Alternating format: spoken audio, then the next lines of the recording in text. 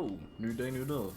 So we have stuff to talk about here, because not just did a new One Piece chapter drop, or quote unquote drop, but also, shut up, get this, a new fucking Berserk chapter. Hell fucking yeah. This is some goated shit, because it's been a long hot minute since any news came out.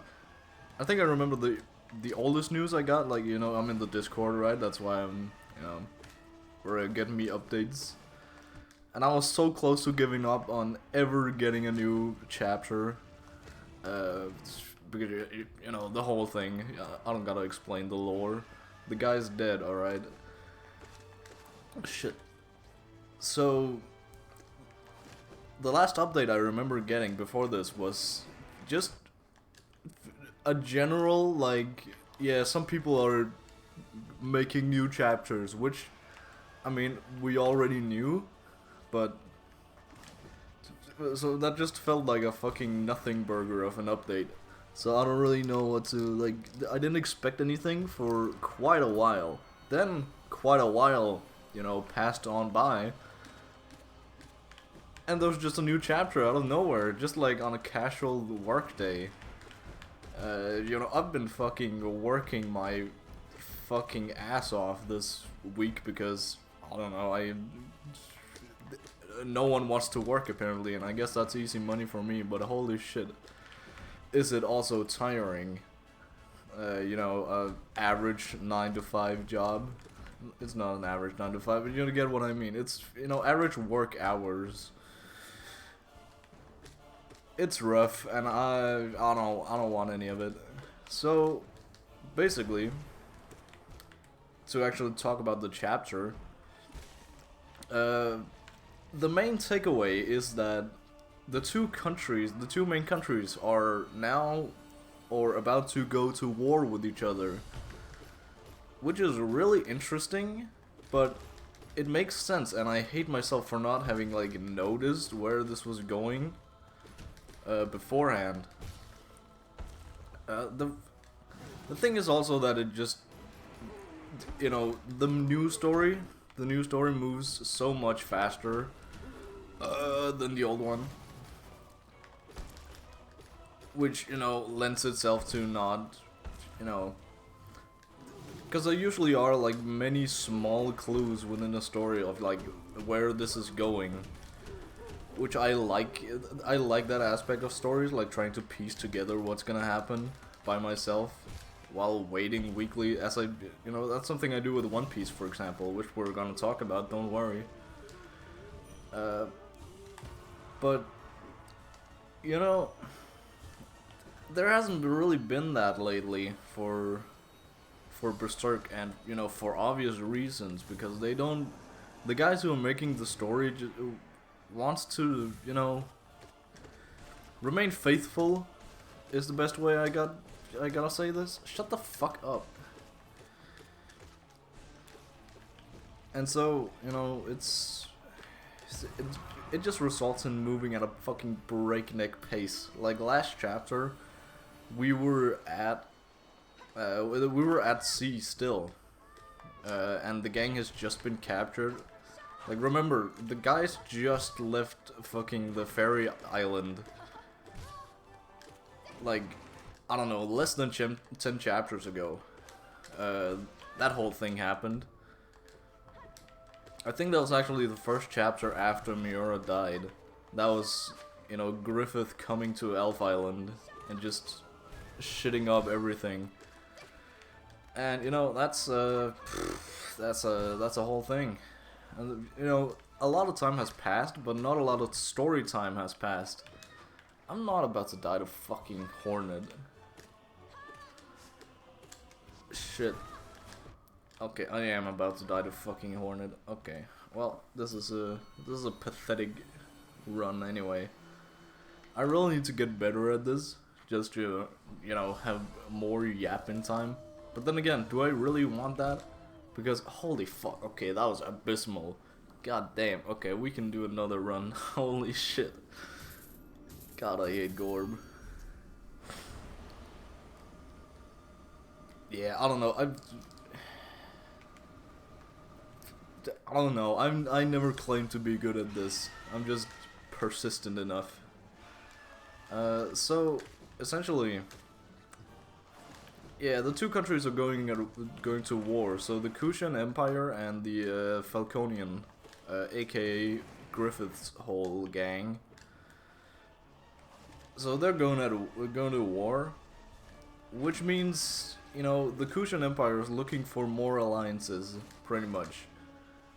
Which leads to, you know, kind of a goofy way to recruit new army members. You know, taking them hostage at sea and, you know, just forcing them into your army. I don't know how well that's gonna work for them, but I mean, they're confronted with Daiba himself.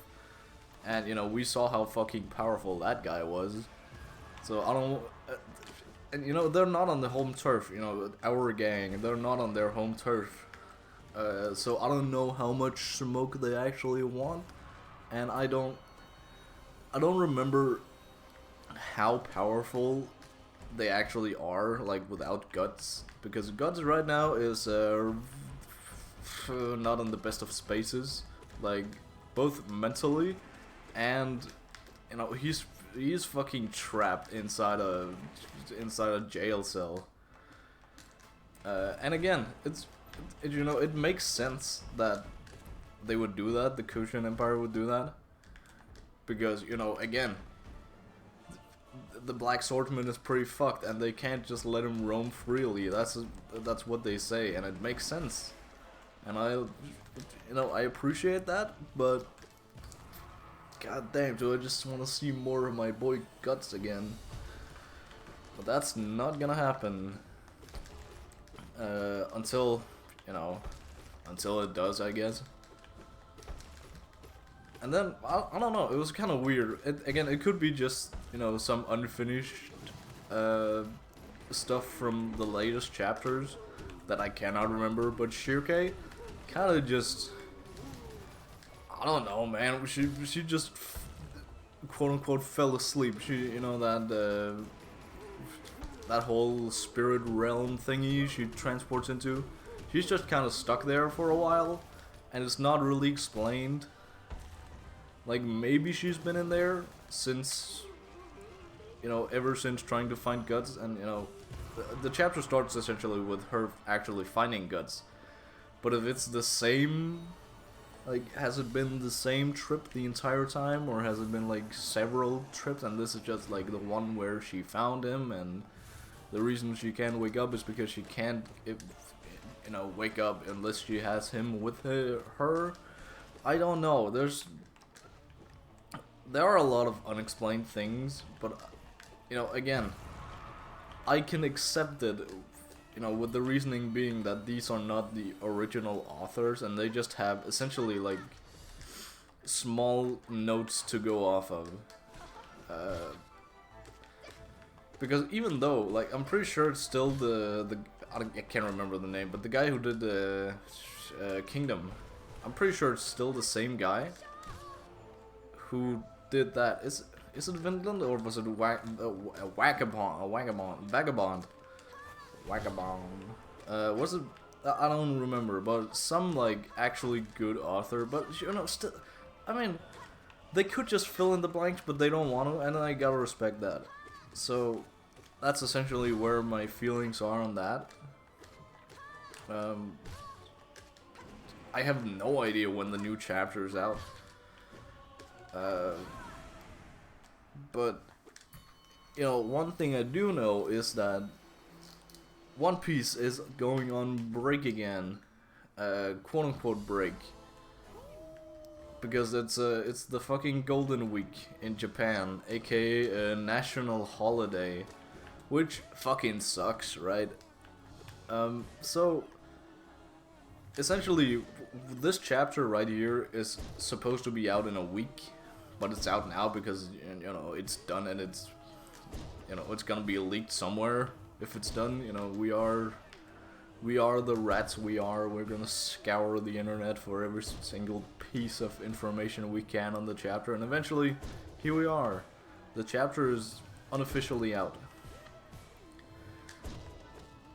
So Vegapunk's message has just been kind of like teased this entire time. It's just been like on a timer again with a good enough explanation for why that is, being that, you know, visual transponder snails need to be set up first.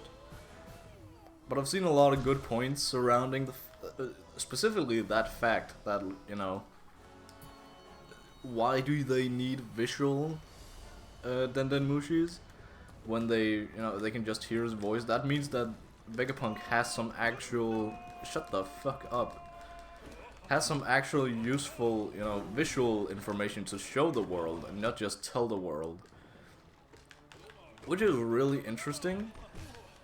But I don't know what the fuck that would be though. Like, okay, so we get, just to like jump back and forth in this chapter. Oh, Thunder. We get a new, holy shit, so many sounds in my ears right now. My headphones are dying too. Like, give me a second. Oh fuck, I'm using that for my controller. Never mind. I might go deaf in a while. So what the fuck was I talking about? I can't remember. Anyway, so Mars climbs his way up and just like looks at like inside the Vega dome. I'm pretty sure it's the dome. And what the fuck is it called? This is such a bad yapping session right here. Okay, so you're just gonna have to live with it. Mars climbs up to Vegapunk, you know, the brain, where the transponder snail is. Except it's not. It's just it was a fake one. It was a fake out. Which, I mean, I would have expected at least that from Vegapunk. Like, you know, now he at least has one brain feat. You know, except for outside of everything else he has done. But, you know, an actual, like, outsmarting smart guy's feat. I still hope that the real transmission is coming through Kamabaka, aka through Dragon, and that's why we haven't seen anything from him. It's also a really interesting fucking message, just to, again, we're jumping back and forth through this entire thing. The entire fucking world, shut the fuck up. The entire world of One Piece is apparently sinking, which we saw. We've seen like tidbits of it here and there, and like, you know, recently with Lelouchia, and you know, way back in, you know, tying that way back to Enies Lobby, of course. But you know, it's a kind of goofy message, but like, you know, I know it's meant to be that way, and it's like kind of just shocking, and then we get the explanation later. Yeah, so but also it was very much a subversion, because it was meant to be, this whole thing was meant to be, also from the Gorosei side, it was meant to be just continuing what Clover said from Ohara before he got cut off. You know, because Vegapunk has been, you know, continuing their research, and they even said so in this chapter. And then the message was just not that at all, which, I mean, I expect his research to be like, you know, the visual Dendenmushi to be like something of that sort, just like explaining that shit, but I don't know how. But I guess we'll see. Again, this is, I'm just fresh off of this chapter. I didn't really have time to process this entire thing. But essentially, I should not die here. I should like not play on autopilot right now. So the basic thing is that, you know, my basic idea is, okay, well, okay, start from the bottom. Start from, what the fuck? Holy shit. Let me just take a break just to, like, be able to speak again. Wait a minute.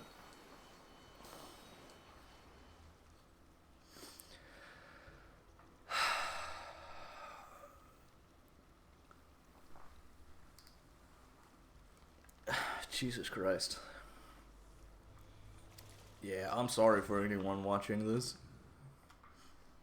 So, essentially,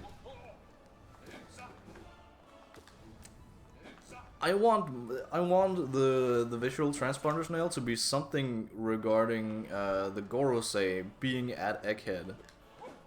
Just like Vegapunk out fucking smarting everyone as he should. And just showing, just with no like actual, you know, commentating over it, just like showing the current situation on Egghead, and just because that also lines up, continues to line up with his, you know, kind of unwillingness to take a side, to pick a side in this like war thingy that's going on. Like, I guess impending war, because, you know, something's going on. So I really want the world to just see the Gorosei, you know, in their forms, and then just come to their own conclusions, and then, you know, by extension, having Dragon, you know, because he essentially doesn't want to pick sides, but he already has picked a side. And holy shit, I just realized that entire thing. What does fucking Kizaru, Admiral motherfucking Kizaru, where does this leave him? Because he just fucking killed the Vegapunk. Or, you know, allegedly. And he's, you know, already wavering in his allegiances to the government. I've seen some theories floating around that he's, you know, he's gonna be the first Logia awakening we see, and that's gonna be, you know, in the form of saving the Straw Hats. You know, again, it's like an inversion of Sabaody. But who the fuck knows? I mean, I'm still on the team that the Logia awakenings are, you know, what we saw in Punk Hazard. Just like changing the environment forever. That's also why I think, but that should mean, the Sun Fruit, right? The Sun God Fruit. That would mean that that was the one that changed Eni's lobby to be forever sunny. But that could also just as easily be the Light Fruit awakening. Not specifically Kizaru, but just someone else who awakened it. I do like that theory, now that I'm actually thinking about it. But I don't know, just my headcanon is just that it's someone with the Sun God Fruit. Shit.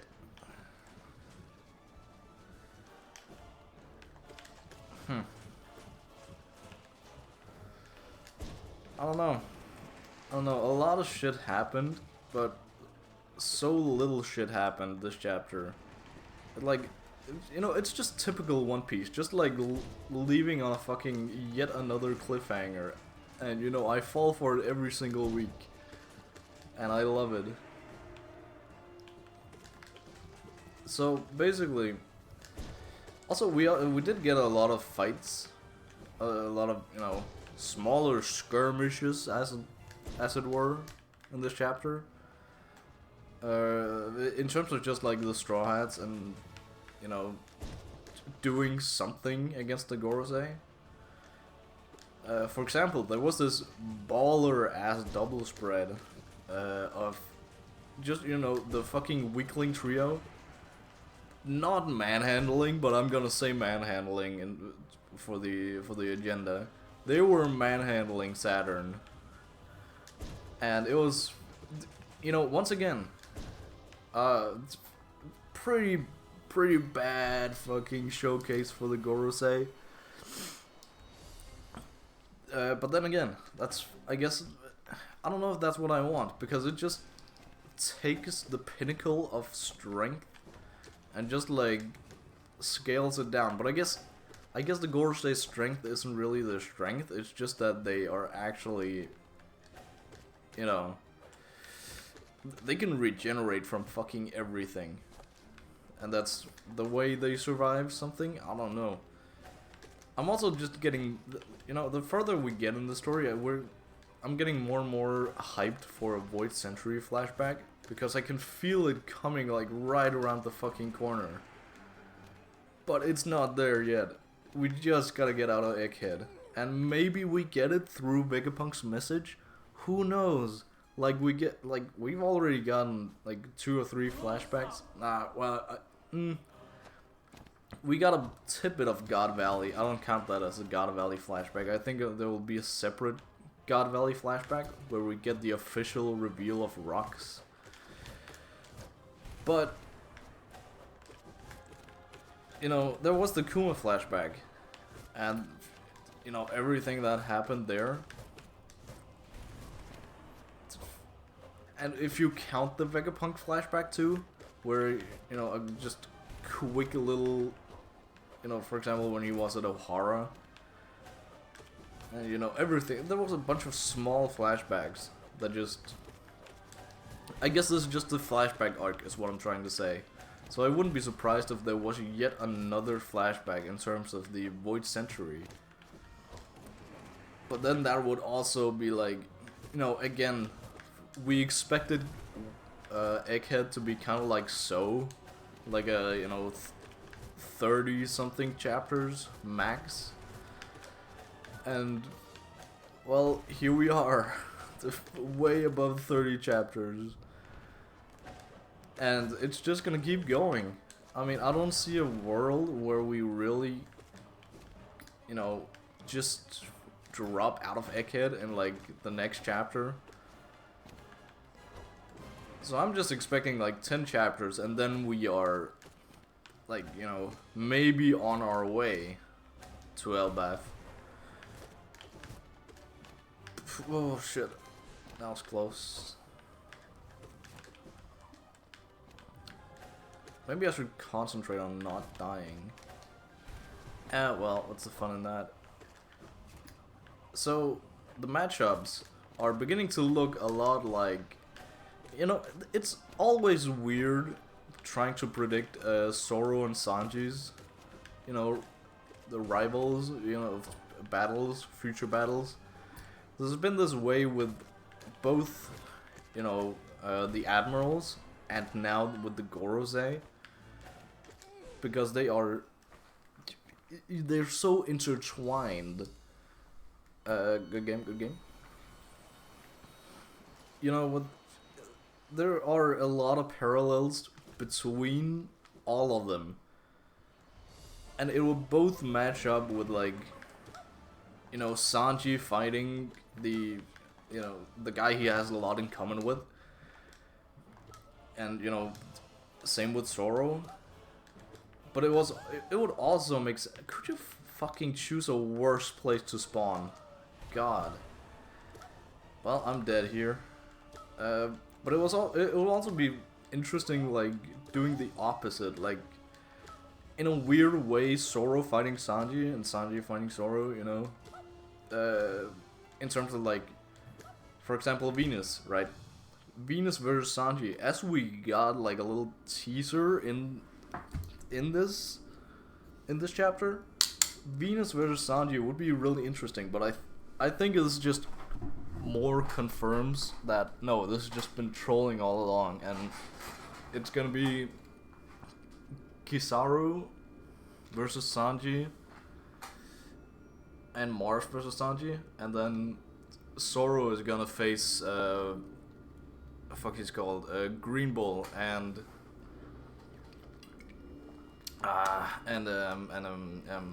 Venus. Yeah, so that's the conclusion. This was like top 5 worst runs and top 5 worst yapping sessions. So I'm sorry for anyone who had to go through all of this. Yeah, I'm gonna peace out now and go cry in a corner or something. I don't know.